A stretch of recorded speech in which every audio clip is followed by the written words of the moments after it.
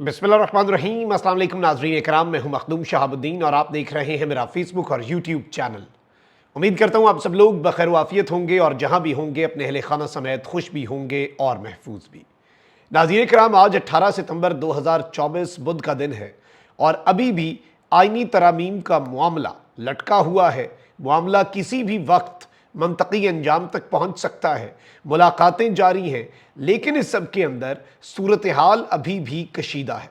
पसे पर्दा बंद कमरों के अंदर कुछ बड़े अहम तरीन फैसले हो रहे हैं और आइनी तरमीम के हवाले से एक नया फार्मूला लॉन्च हुआ है। उस फार्मूले में जस्टिस काजी फाइज ईसा कहीं नहीं है, लेकिन यह कहा जा रहा है कि मौलाना फजलुर रहमान उस फार्मूले पर राजी हैं। लेकिन सवाल यह है कि क्या पाकिस्तान तहरीक इंसाफ और इमरान खान भी उस फार्मूले पर राजी होंगे? ये एक ऐसा सवाल है जो कि पूरे का पूरा खेल बदल सकता है। पाकिस्तान तहरीक इंसाफ और इमरान खान के लिए एक और मैदान सज गया है और ये कहना गलत नहीं होगा। मुनीर नियाजी का एक शेर है कि एक और दरिया का सामना था मुनीर मुझको, मैं एक दरिया के पार उतरा तो मैंने देखा। तो एक दरिया तो अबूर किया, लेकिन अब आगे एक और आग का दरिया है। पाकिस्तान तहरीक इंसाफ के लिए कुछ बहुत बड़े चैलेंजेस हैं, उन्हें डिस्कस कर लेते हैं। साथ ही साथ जस्टिस बाबर सत्तार ने खुफिया एजेंसियों को एक इंतहाई अहम तरीन हुक्मनामा जो है वो जारी किया है। मैं सारी की सारी डिटेल्स आपके सामने रखता हूँ, लेकिन अगर अभी तक आपने इस वीडियो को लाइक नहीं किया तो लाइक ज़रूर कर दें, क्योंकि फायरवॉल एक्टिव हो चुकी है। फायरवॉल के असरात ज़ाइल करना आपके हाथ में है। इस वीडियो को लाइक करें, एक के बजाय ज़्यादा कॉमेंट्स करें। एक्सपर्ट्स का यह कहना है कि इस तरह से फायरवॉल का असर ज़ाइल हो सकता है। नाज़रीन इकराम, एक चीज़ पहले ज़रा आप ज़हन नशीन रखिएगा कि इस वक्त अवाम इमरान खान के अलावा कुछ और सुनने के लिए तैयार नहीं है। अवाम की ज़िद कैदी नंबर 804 है और इस वक्त पूरे मुल्क में आप जो मर्जी कानून नाफिज कर दें, लेकिन पूरे के पूरे मुल्क में 25 करोड़ अवाम के दिलों पर एक ही दफ़ा नाफिज है और वो है दफ़ा 804। और इस वक्त आप देख लें कि रोज़ाना की बुनियाद पे जो विजुअल्स आते हैं वो भी बड़े पावरफुल होते हैं। वो भी इस जानिब एक बहुत क्लियर कट इशारा होते हैं कि ये पूरी की पूरी सिचुएशन जो है ये इतनी भी आप कह सकते हैं कि सादा नहीं है। और इस सब के अंदर अवाम जो है वो कुछ और सुनने के लिए तैयार नज़र नहीं आती है। किसी तरह का क्लिप हमें सऊदी अरब से मौसूल हुआ है। ये सिर्फ मैं आपके सामने इसलिए चलवाने जा रहा हूँ अहम तरीन खबरें रखने से पहले, ताकि आप ज़रा एक क्लियर कट अंदाज़ा लगा लें कि इस वक्त पब्लिक जो है वो क्या सोच रही है, पब्लिक का सेंटिमेंट क्या है, कितने जज्बात अवाम के अंदर भरे पड़े हैं। आप एक शख्स की दुआ देखें जो बारगाह इलाही में वो कर रहा है, ज़रा हैव अ लुक। इस चीफ जस्टिस का बेड़ा गर्क कर दे मेरे मौला पाक, जिसने इमरान खान वास्ते बुरा सोचा है। ऐ अल्लाह का बेड़ा गर्क कर दे चीफ जस्टिस का मेरे मालिक। साडे मुल्क ते रहमत फरमा मेरे मालिक, साडे खान ते रहमत फरमा मेरे मालिक। ऐ अल्लाह खान ते रहमत फरमा, सेहत दे या अल्लाह, कामयाबी अता फरमाई या अल्लाह। इन्हां दुश्मनां दे मुंह काले करी मेरे खुदा या अल्लाह। इन्हां कब्र दे विच अज़ाब दे कीड़े पाई मेरे खुदा।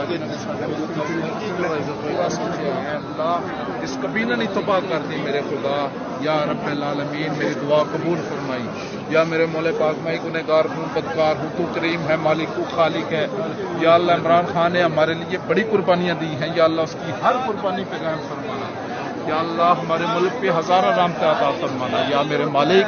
तू करीम है, खालिक क्यों मालिक है मेरे अल्लाह। सानिया फजा पैदा करना मेरे मौला पाक करीम।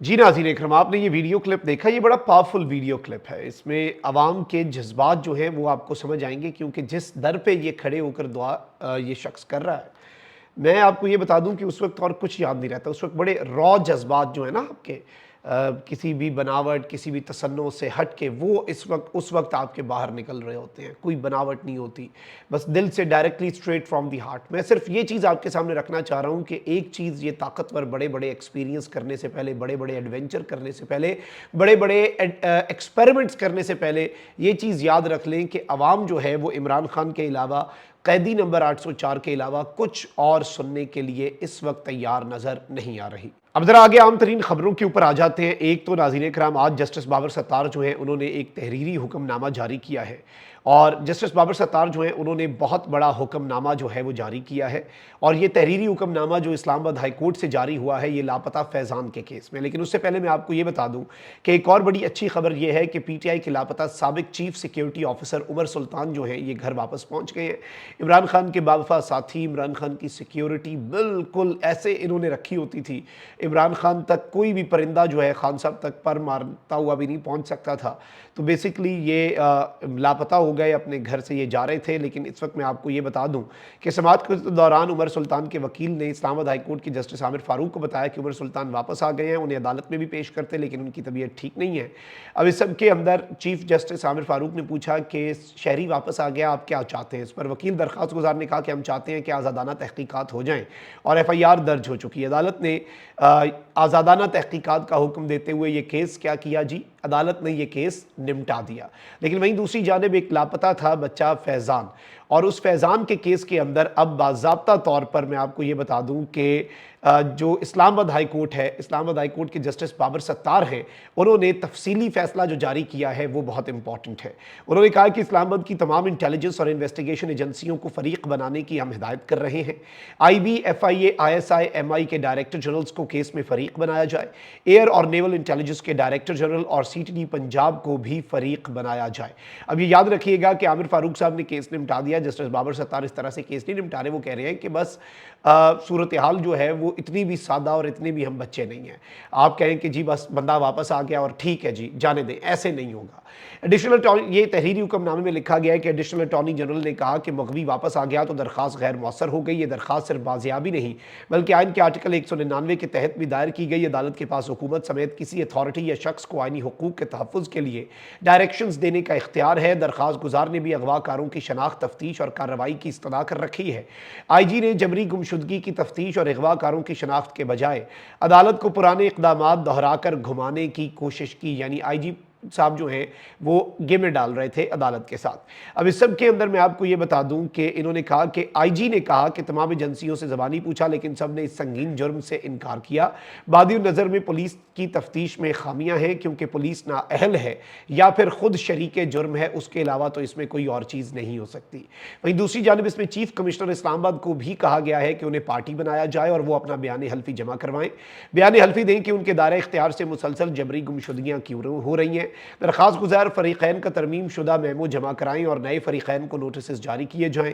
انٹیلیجنس اور انویسٹیگیشن ایجنسیاں رپورٹ دیں کہ کیا ان کو معلومات ہیں کہ فیضان کو کس طرح سے لاپتہ کیا گیا۔ یعنی کہ ایک چیز آپ یاد رکھیے گا کہ justice Babar Sattar is not going to let this issue settle down without any concrete evidence، کہ اب یہ معاملہ منطقی انجام تک جسٹس بابر ستار صاحب جو ہیں وہ اسے پہنچا کر ہی رہیں گے۔ اب یہ ایک بہت بڑی ڈیولپمنٹ ہے۔ وہیں دوسری جانب آگے بڑھتے ہیں، الیکشن کمیشن سے اپڈیٹس اور جو نئی اس وقت ایک واردات کی تیاری ہو رہی ہے اور ایک نیا فارمولہ لانچ ہو رہا ہے، اس پر بھی بات کرتے ہیں۔ سب سے پہلے ناظرین اکرام، یوں لگ رہا ہے کہ الیکشن کمیشن آف پاکستان جو ہے وہ ایک مرتبہ پھر ہمیں یہی لگ رہا ہے کہ سپریم کورٹ کے فیصلے پر گریزاں ہیں، اور اس حوالے سے کچھ تشویشناک خبریں بھی سامنے آ رہی ہیں۔ وہیں دوسری جانب J U I intra party case کی سماعت میں چیف الیکشن سکندر سلطان راجہ نے کچھ ریمارکس دیے ہیں، اور انہوں نے جو اپنے ریمارکس دیے ہیں وہ بڑے امپورٹنٹ ہیں، and I think it is a clear cut message to the honourable Supreme Court of Pakistan. کہتے ہیں کہ انٹرا پارٹی الیکشن نہ کرانے پر انتخابی نشان واپس اور پارٹی جو ہے وہ ڈی نوٹیفائی ہو سکتی ہے۔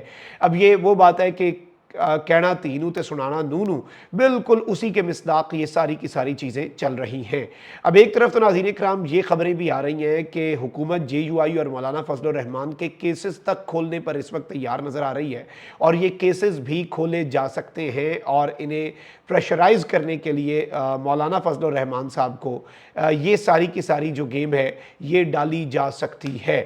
لیکن یہاں پر جو اہم ترین ڈیولپمنٹ ہے وہ آپ نے ذرا سمجھنی ہے، اور اوورآل سینیریو جو ہے اسے بھی ذرا آپ نے انالائز کرنا ہے کہ اس وقت کچھ اور وارداتوں کی تیاری ہو رہی ہے۔ اس وقت ایک طرف تو ریٹائرمنٹ کی عمر کے حوالے سے بلاول جو ہیں وہ بڑی باتیں کر رہے ہیں۔ بلاول بھٹو نے ایک اور بات کر دی کہ پیپلز پارٹی تو ریٹائرمنٹ کی عمر کم کرنے کی بات کرتی ہے۔ اچھا، ریٹائرمنٹ کی عمر کم کرنا بھی ایک بہت بڑی واردات ہوگی، کیونکہ الٹیمیٹلی قاضی فائز عیسیٰ صاحب کے حوالے سے اب یہ خبر آ رہی ہے کہ قاضی فائز عیسیٰ صاحب کو ٹیشو پیپر کی طرح استعمال کر لیا گیا، اب ان کی ایکسٹینشن جو ہے وہ مقتدرہ بھی نہیں چاہتی۔ اب اس سب میں مولانا صاحب کو کنونس कन्विंस ये किया जा रहा है कि मौलाना साहब टॉप 3 नेम्स वाली तो फिर बात पे आप आए ना, चलें ठीक है। और जो फेडरल कॉन्स्टिट्यूशनल कोर्ट है, फेडरल कॉन्स्टिट्यूशनल कोर्ट में भी उम्र की हद 65 ही हम कर देते हैं, 68 नहीं करते। ये नहीं कि काजी साहब के लिए हम FCC बना रहे हैं, लेकिन FCC के अंदर जो जजेस की तयनाती है वो तो फिर टॉप 3 के पैनल में से होगी चीफ जस्टिस की। उसमें यह कहा जा रहा है कि जस्टिस मंसूर अली शाह और जस्टिस मुनीब अख्तर तो एट एनी कॉस्ट वो पाकिस्तान की जो आला तरीन अदालत है उसके चीफ जस्टिस नहीं बनेंगे। ये मुक़्तदरा का फैसला है।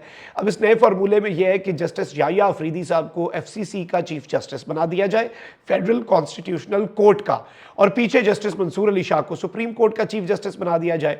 सुप्रीम कोर्ट का चीफ जस्टिस बनाने का जस्टिस मंसूर अली शाह साहब को कोई फ़ायदा जो है वो मुल्क को, या जस्टिस मंसूर अली शाह साहब ऑब्वियसली फिर एक मातहत अदालत के चीफ जस्टिस होंगे, फिर उनका वो वाली बात तो वो रहेगी नहीं जो असल नुक्ता है। तो इस वक्त बेसिकली आइनी तरमीम के हवाले से ये जो नया फार्मूला लॉन्च हुआ है, ये फार्मूला बहुत ख़तरनाक तो है, लेकिन इस फार्मूले के हवाले से ये चीज़ें कही जा रही हैं कि इस पर मौलाना फजल रहमान को बहुत सी मुख्तलिफ चीज़ें जो हैं उनके हवाले से कन्विंस करने का प्रोसेस जो है वो शुरू कर दिया गया है। उन्हें पर प्रेशर डाला जा रहा है। मैंने कल रात को भी आपको बताया कि अब प्रेशर डाला जाएगा, मिन्नत तरला होगा, सिफारिशें होंगी। ये तीनों काम साइमल्टेनियसली होंगे क्योंकि वक्त कम और मुकाबला सख्त है। तो ये एक अहम तरीन डेवलपमेंट जो है ये आपके सामने रखना बहुत ज़्यादा ज़रूरी थी। कॉमेंट सेक्शन में राय का इज़हार ज़रूर करें। अपना बहुत ख्याल रखें। अल्लाह निगहबान। पाकिस्तान जिंदाबाद।